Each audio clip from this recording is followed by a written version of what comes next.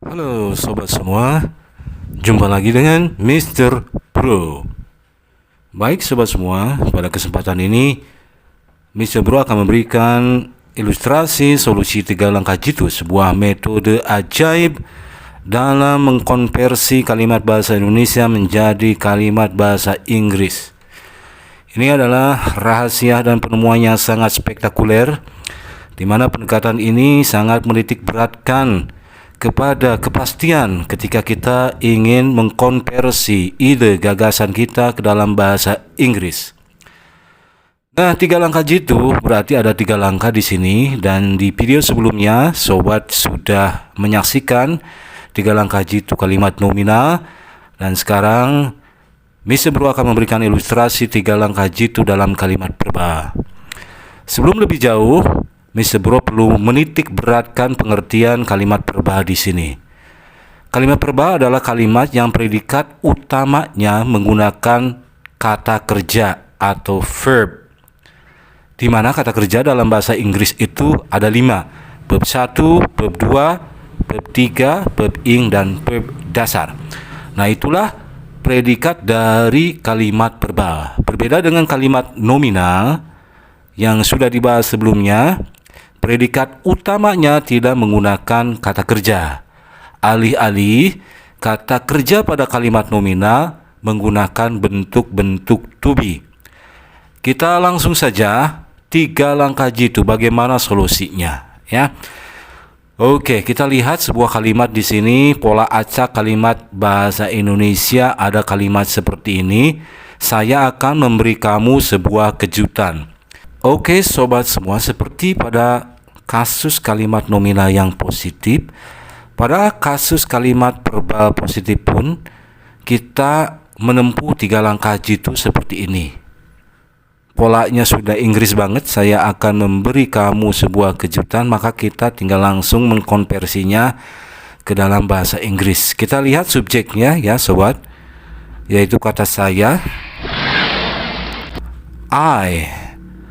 Bagaimana dengan modusnya? Modus pada kalimat verba sedikit berbeda dengan modus kalimat nominal, di mana modus pada kalimat verbal itu menyatu dengan predikatnya, karena modus pada kalimat verbal itu lebih menekankan kepada fungsinya sebagai kata kerja bantu, sehingga modus ini akan mempengaruhi bentuk kata kerja yang mengikutinya.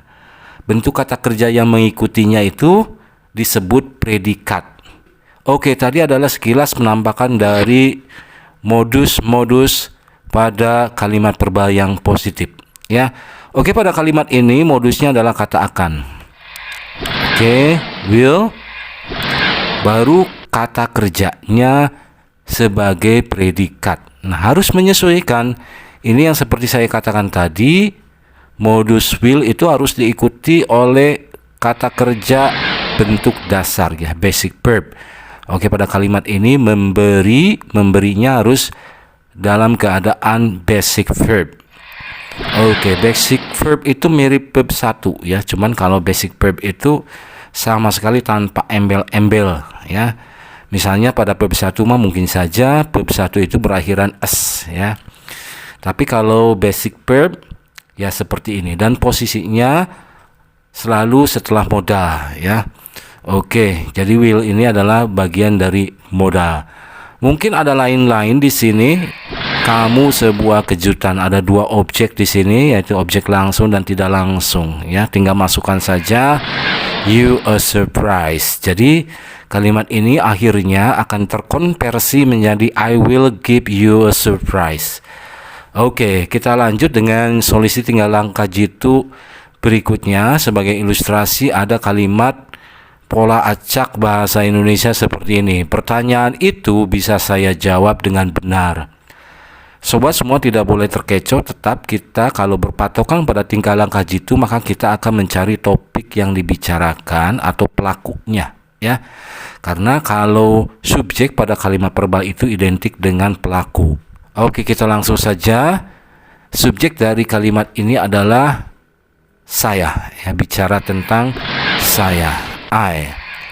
Langkah yang kedua, cari modusnya ya. Modusnya sekedar mengingatkan ada sejumlah modus yang sobat harus kuasai karena modus ini akan selalu digunakan dalam kalimat verbal dan posisinya akan selalu menyertai topik yang dibicarakan atau subjek ya. Kenapa tidak kita kuasai saja ini, kita hafalkan karena akan digunakan seumur kita belajar bahasa Inggris atau seumur kita menggunakan bahasa Inggris. Oke, modusnya nampak kata bisa.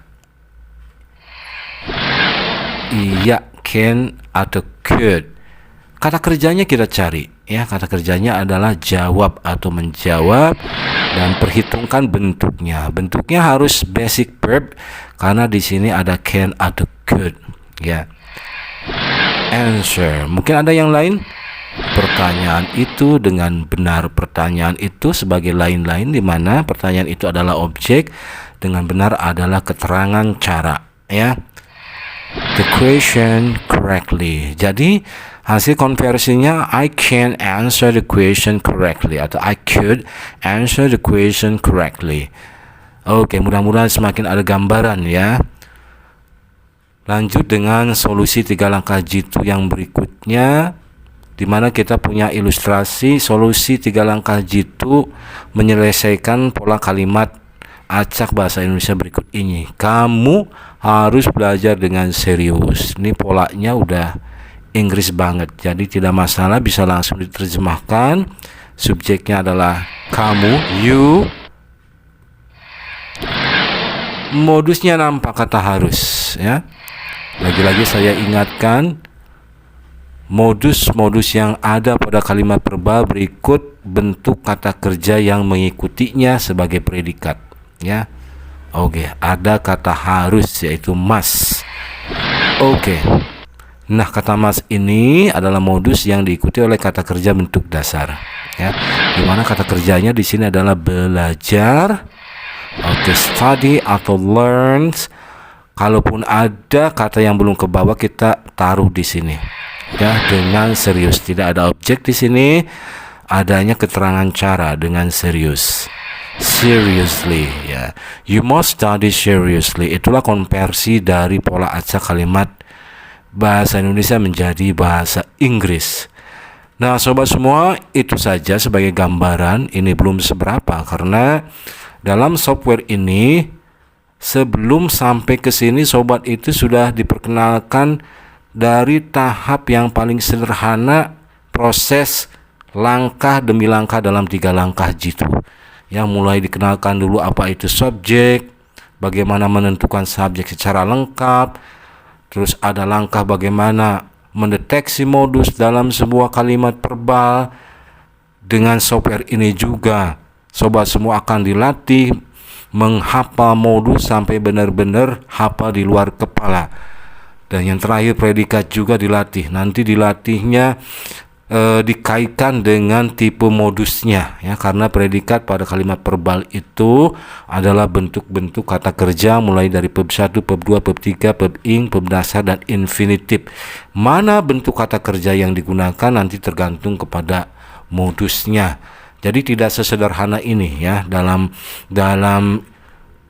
keadaan utuhnya software ini membahas tuntas setiap bagian atau setiap unsur yang terdapat dalam kalimat, sehingga solusi 3 langkah jitu memang dipersiapkan atau diperuntukkan bagi mereka yang memang sudah benar-benar matang pengetahuan tentang subjek dan modusnya serta predikatnya, sehingga serumit dan sekompleks apapun sebuah kalimat dikonversi ke dalam bahasa Inggris dengan menggunakan metode 3 langkah jitu akan segera mudah ditemukan, dan kalau ini menjadi pengulangan maka akan menjadi kebiasaan.